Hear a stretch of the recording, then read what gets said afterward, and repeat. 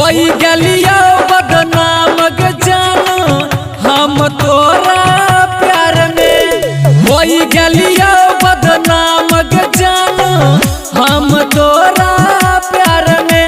आगे जाई छत जो जनो मिलक जाई है हमारा शमशान में। आगे जाई छत जो जन मिलक जाई है हमारा शमशान में।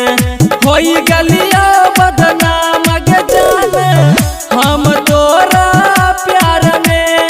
होई गलिया बदनाम ग जाने हम तोरा प्यार में। आगे जाई छत जो जन मिलक जाई है हमारा शमशान में। आगे जाई छत जो जन मिलक जाई है हमारा शमशान में। संदीप बाबू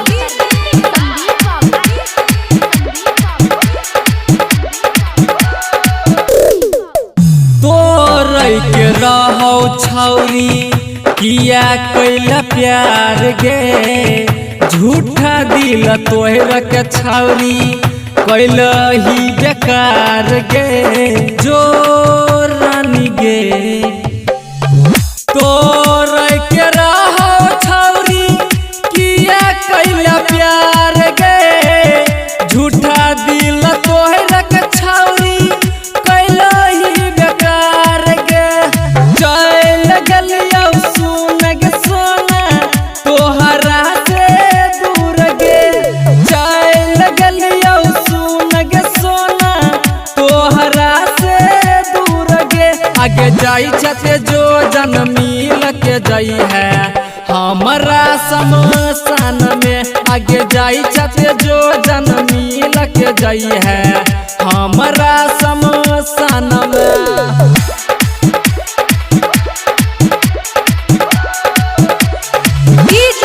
संदीप बाबू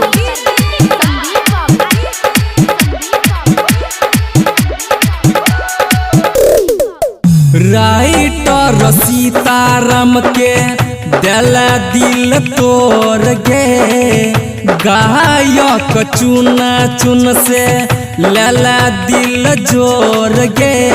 जो जान गे राइटर सीताराम के दिला दिल तोड़ गे।